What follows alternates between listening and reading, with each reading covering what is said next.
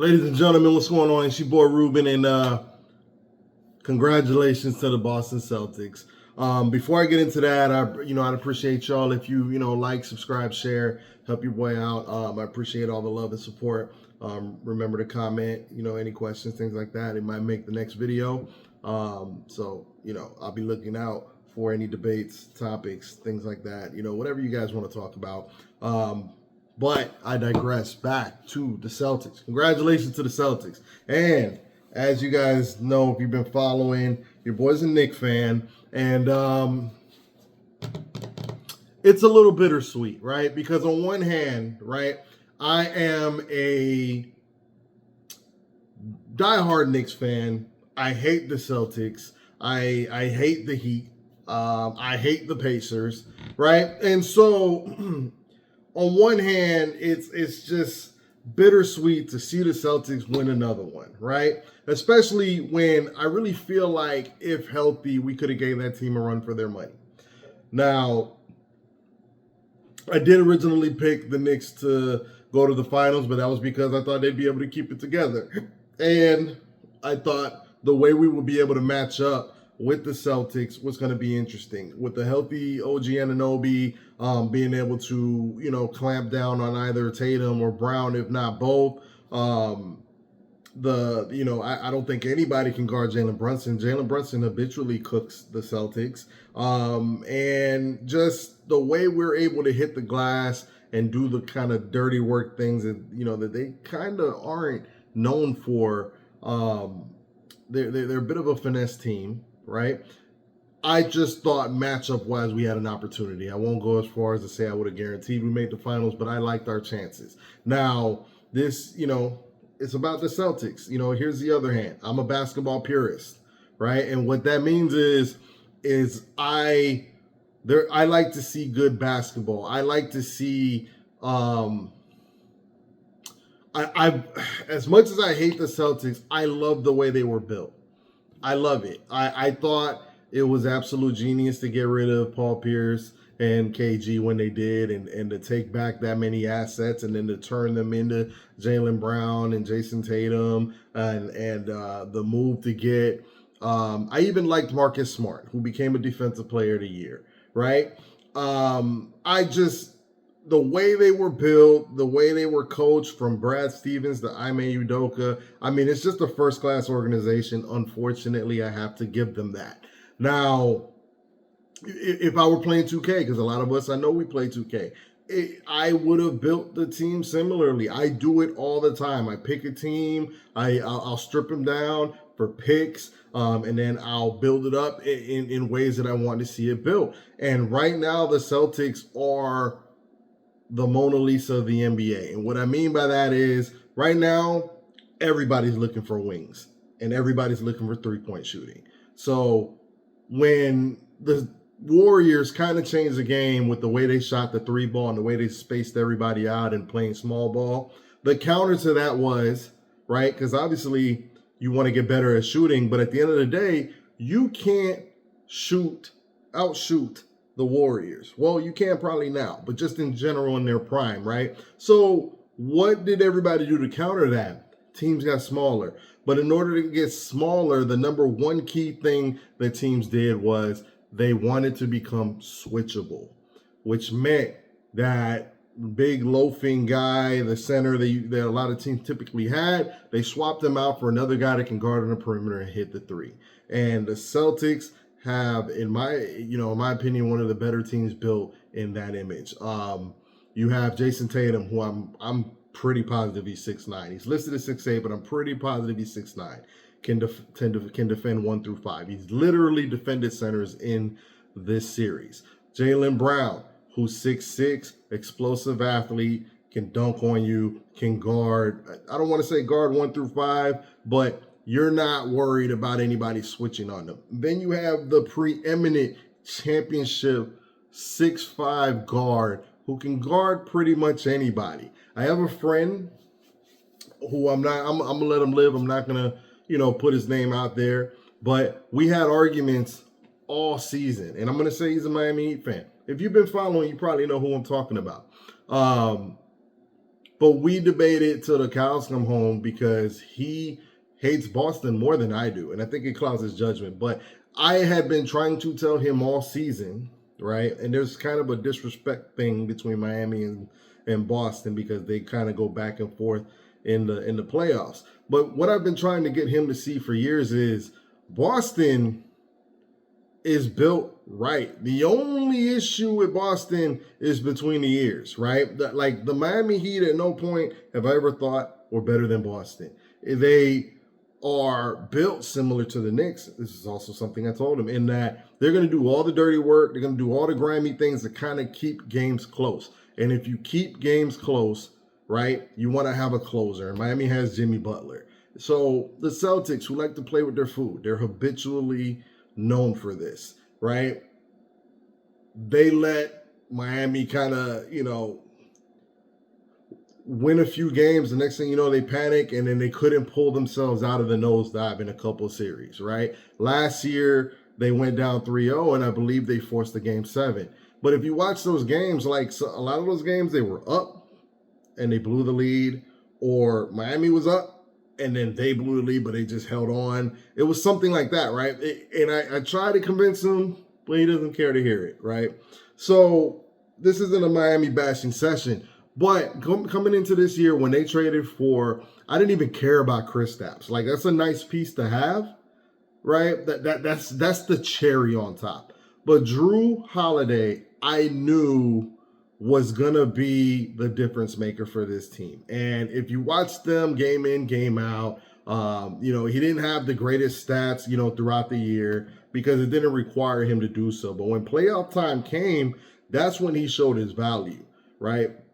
To be able to, I saw one game where Luka had Drew Holiday on him, and Drew Holiday is smaller than Luka, but he's strong, right? So Drew Holiday, Luka can't just run through Drew Holiday, right? So they would switch, and that switch ended up being Jason Tatum.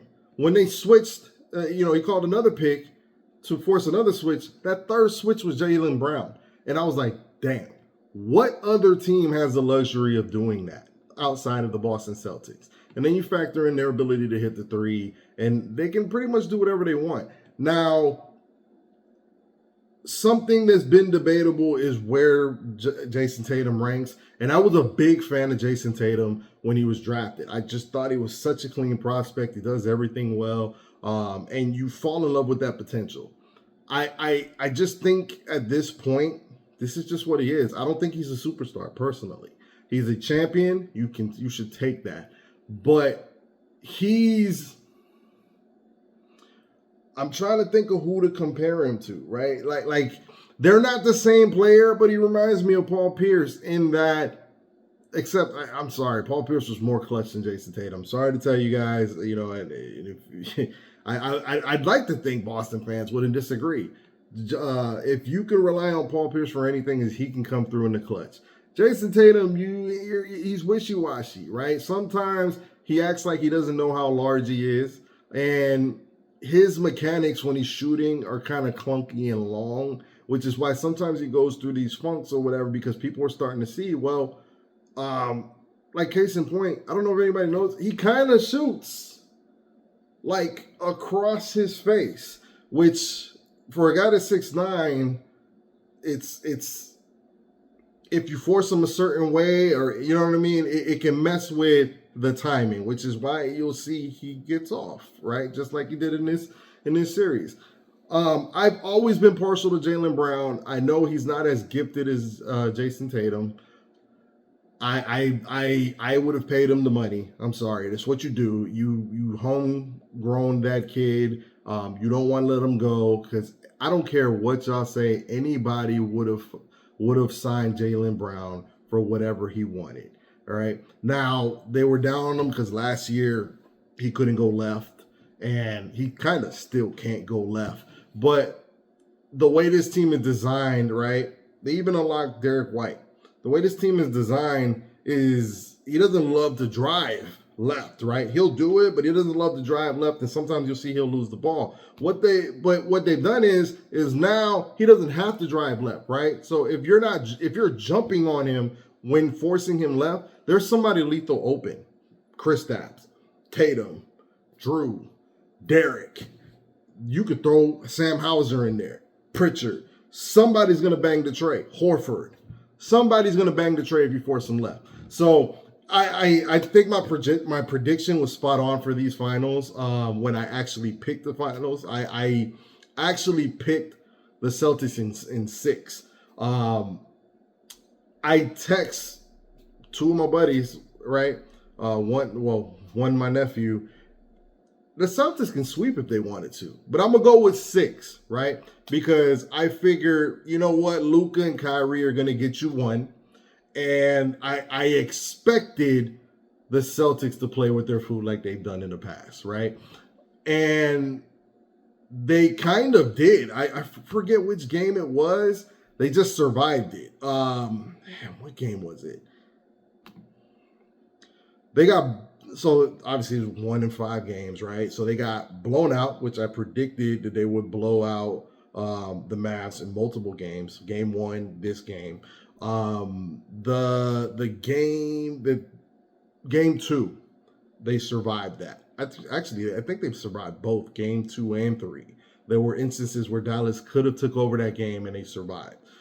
And I honestly think the difference in just mindset was Drew Holiday. You swap Drew Holiday for Marcus Smart, I think they lose those 2 games. And I think Drew Holiday has been the answer to when they go stupid, because they still go stupid in the fourth. The way they rely on ISO when they get up big and blow those leads has a lot to do with coaching. But I'm not going to bash the Celtics. You know, I've been critical of Missoula. I've been critical of Jason Tatum. It's just that they do things so terribly schematically to hold on to games and it leads to them blowing leads. But the fix to all that is adding a championship defensive guard in Drew Holiday. Drew Holiday, I think it just erases so many blemishes for them. He does all the simple things you want. So before, Marcus Smart would just be standing on the 3-point line like the rest of them. You know what Drew Holiday does? He cuts. It seems like a simple thing, but in this NBA, a lot of guys don't actually know how to play basketball. I know that sounds stupid, but a lot of these guys don't know how to play basketball. I'd venture to say that a lot of times you're not even actually watching basketball when you're watching the NBA. What you're watching is something like NBA Jam, in that it's okay.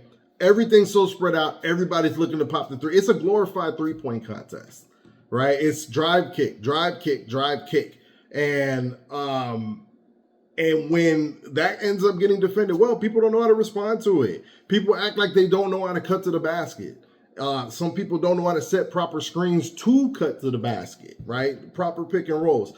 You'll be surprised how many teams are not good at executing in that. And when things got rough, Drew Holiday was setting picks like crazy, rolling to the basket. I can't tell you how many times he got easy bucket after easy bucket, just making the right cut at the right time, easy dishes, setting people up, key rebounds, key steals, key stops. In my opinion, Drew Holiday was a real MVP here. And I stand by that. I'm not mad that Jaylen Brown got it, because his defense on Luka was something to behold. This, I can't hate on the Celtics. I would have built this team similar to this. To be able to home grow those guys and be able to add somebody like Kristaps, to be able to unlock Derek White, because that's really what, trading Marcus Smart did, and then being able to bring championship pedigree in with Drew Holiday is just, they're going to be something to deal with in the future. I can't wait to see what the Knicks do, because we definitely got our work cut out for us. But again, shout out to the Celtics. I know I'm a little all over the place, but Jason Tatum doesn't have to be a superstar, right? He just has to be exactly what he is, and that's a key cog. He's good at what he does in this system for this team. All right? Tried to tell my boy, but he let that hate seep in his bones a little too much. That's all I got for y'all. See you next time. Peace.